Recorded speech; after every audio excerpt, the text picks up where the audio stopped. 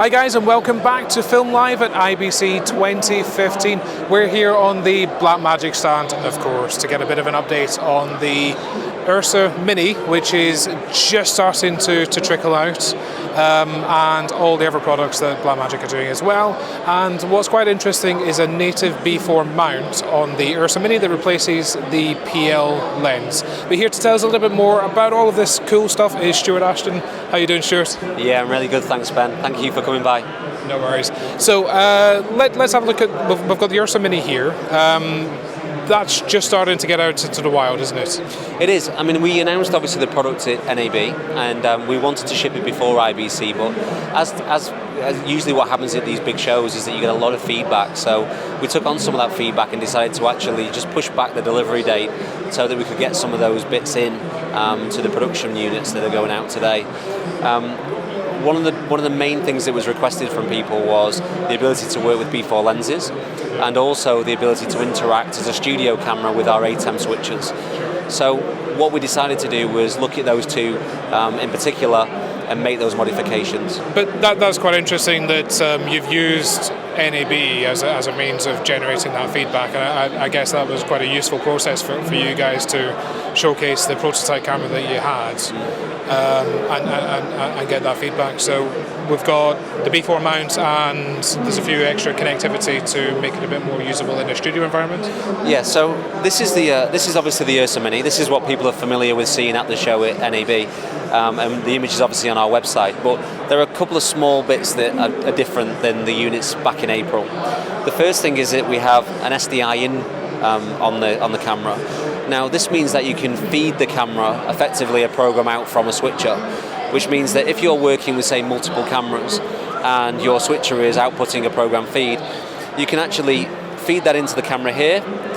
On the inside of the unit there's a program button. You hit the program button and that will then display what the output of the switcher is delivering to you. So if you're working within a studio environment and like I say, with multiple cameras, and you want to be able to communicate backwards and forwards with that switcher, not only can you see the image, but now with that SDI control there, we can also do things like CCD controls from the ATEM, color balancing, color correction, etc. So using in a studio environment or using as an ENG style camera, I noticed there is the headphone jack on the back, but that doubles up as effectively a talkback system as well. Yeah, so now obviously you've got that communication method back through the SDI with the switcher.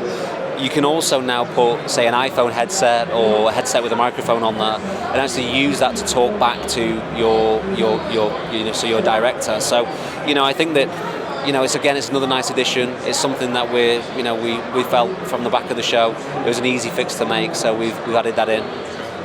Maybe looking at Mark II studio cameras, perhaps, to have the same kind of connectivity rather than those aviation headset style things, possibly. Well, I think that this again gives more options. We've got a studio camera that's done very well for us this last 18 months. With this camera, we put a lot of time and effort into the 4.6K sensor. That was something we knew that we were going to eventually, and something that we wanted to, really make second to none. The only way we could actually make that work was within a new body, and this was this camera. Now, what we're sort of seeing now moving forward is that, if we can make a camera that's multiple purpose, then maybe what we can do is we can start to see these, not just for creative, dramatization, but studio environment, ENG, and then it just means that if you're somebody who floats between those different environments, you're not having to pick up 3 different cameras. So, again, it's more about flexibility, really.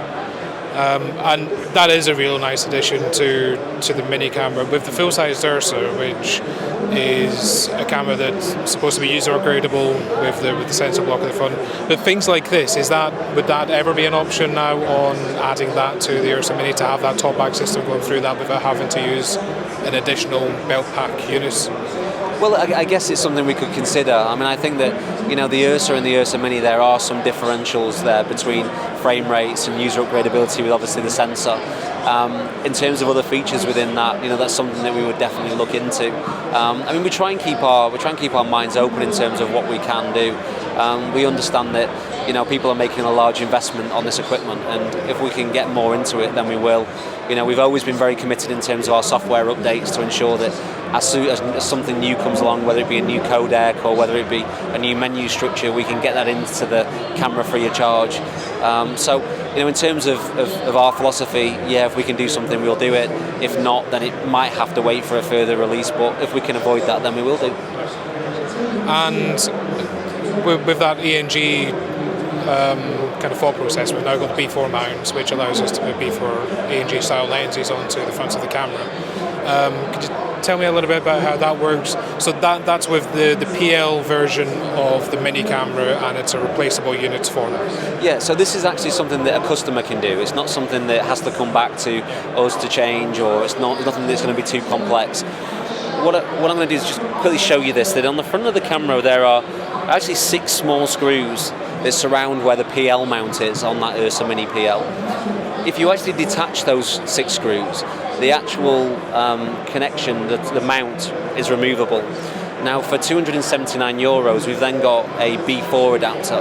Now the B4 screws into the place where the PL mount is, but it's not just a physical connection difference, there's actually optics built into that. So there is glass within that B4 adapter.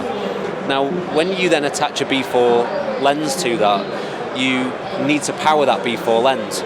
So on the underneath of the URSA Mini, we've actually got a lens control there, which is a connection that connects to that B4 lens, which means that you're now driving the power of that lens for things like zoom, in aperture control and iris, etc. When you've got a B4 lens, it's going to be delivering you a HD image. So what we use is the windowed HD mode within the camera, and that will scale down obviously the size of the image that's coming into the camera. And then using the B4 mount, what it's actually doing then is the optics are ensuring that the entirety of that windowed image is being filled. So any of the aberration that may be caused, or anything that, like the vignetting which would be there, is actually removed. So that optical connector removes anything that could cause distortion. Because I know a lot of people have been experimenting with trying to attach B4 lenses to pocket cinema cameras and all kinds of things. And generally the only way to get that to work is by engaging a doubler so that you don't get the vignetting around it.